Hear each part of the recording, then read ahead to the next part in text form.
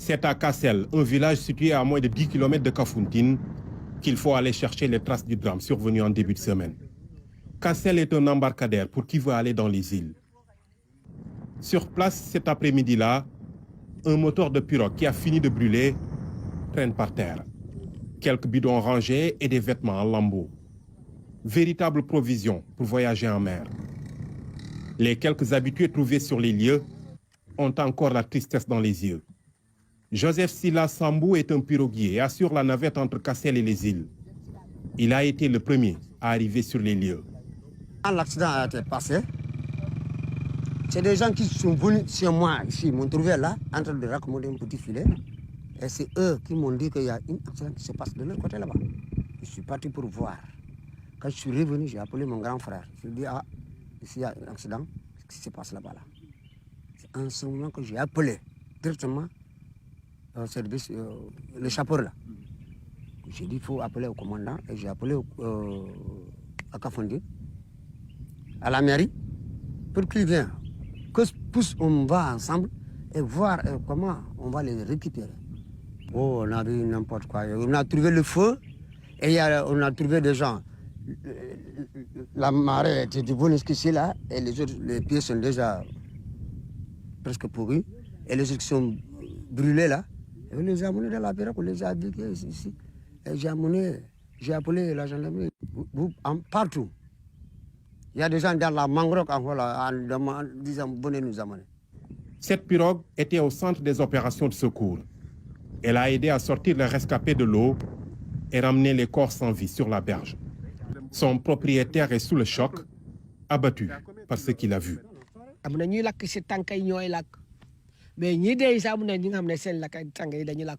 Il y a des morts qui avaient les pieds brûlés, ce qui les empêchait de nager.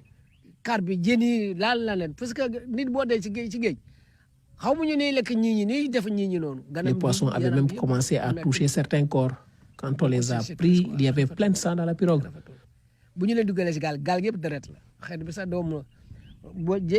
C'est tellement dur. Vraiment, l'homme n'est rien. Les femmes ne sont pas nombreuses. On a trouvé combien de femmes là-bas? 2 femmes seulement. Hein. L'autre avec sa fille. Le gars qui a amené les 2 enfants là, une femme. Et elle m'a trouvé là. Lui, je ne sais pas comment elle a fait pour traverser. Elle a nagé, je ne sais pas. Mais c'est elle qui m'a trouvé ici. Dehors, là. Là-bas, c'est sérieux. Mais avec son enfant qu'elle a mis là. Et l'enfant, l'autre là, c'est lui qui a été donné la femme là. Et il t'était. Mais que s'est-il réellement passé? Nous décidons d'embarquer avec Joseph pour nous rendre sur les lieux du drame. Plus de 30 minutes à parcourir les ballons et nous arrivons sur les lieux au moment où les derniers rayons du soleil font scintiller le plan d'eau. Difficile de reconnaître la pirogue, complètement consumée par les flammes. Il ne reste que la forme, maintenue par des supports en fer. Beaucoup de rescapés ont eu la vie sauve en s'accrochant à ces palétuviers toute la nuit. On a trouvé les gens dans la mangrove comme ça, les autres là. Et les gens ont pleuré. Venez nous amener, parce qu'on a eu un accident. Voilà. Comme moi, je suis le premier arrivé, je n'ai pas osé de prendre quelqu'un. Je suis reparti demander à la gendarmerie qu'il vienne m'accompagner, on vient le chercher. Les autres sont à côté dans la mer. Les autres, c'est juste dans le bout là. Ils ne pouvaient même pas marcher. D'après les témoignages, la pirogue avait stationné sur le banc de sable pendant plus d'une semaine pour accueillir les candidats qui venaient de partout. Et c'est au moment de préparer le thé dans la nuit du dimanche au lundi que survint le drame. Ce jeune homme dont on ne dira pas le nom vient de la région de Sédhiou et n'a que 19 ans. Il était à bord avec son frère. Il y a les capitaines qui sont en train de préparer du thé quoi. Dans le fourneau là, il y a beaucoup de charbon là, ils sont allumés du charbon. Après ils ont mis l'essence près de près du fourneau là. Deuxièmement côté, l'essence perd encore. L'essence perd. Donc l'essence commence à perdre comme ça là. Après ça flotte comme ça là. L'essence commence à perdre, ça flotte comme ça là. Il faut s'allumer comme ça là. L'essence, il y en avait beaucoup, on dirait. Il y a 600 litres comme ça. Il y a 600 litres.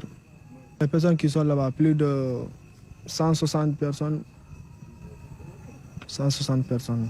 C'était vers quelle heure? C'est 21h, presque 21h. 21h le dimanche. Dimanche, oui. Et vous êtes resté sur l'eau jusqu'au lendemain? Oui, jusqu'à lendemain, jusqu'à 11h. Plus de 90 rescapés ont été recueillis. Mais le mercredi soir, il ne restait que 17 au mai de la Croix-Rouge, attendant de quoi payer le transport pour regagner leur famille. Il y a beaucoup qui ne savent pas nager, quoi. Il y a les gens qui ne savent pas nager, restent dans l'eau, quoi. Il y a les gens qui allument jusqu'à terminer d'allumer comme ça, non? Qui brûlent jusqu'à brûler, quoi. Pour moi, j'ai payé 450 000. C'est toi qui as... Moi, avec mon frère. Ils viennent des 4 coins du Sénégal, mais aussi des pays de la sous-région. Beaucoup d'entre eux s'en sortent avec des brûlures. Il y a eu ceux qui avaient des brûlures, comme je l'ai dit, assez sévères, qu'on a acheminés à l'hôpital régional de Ziguinchor. D'autres sont là au poste de santé de Kafountine. Kafountine est une presqu'île.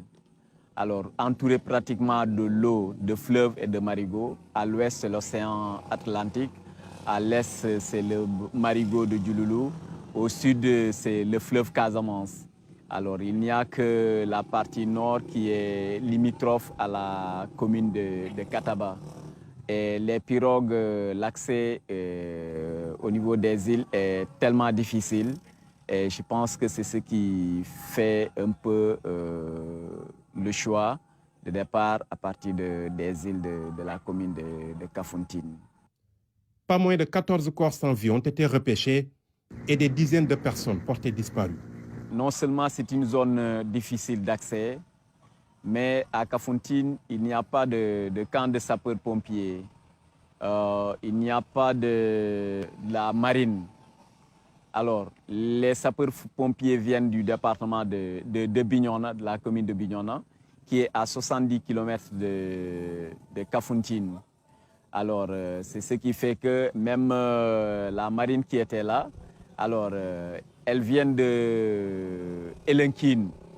Alors, ce qui a fait que le secours a tellement tardé. Après l'aval du procureur, ce sont des morts non identifiés pour la plupart qui sont enterrés sans sépulture.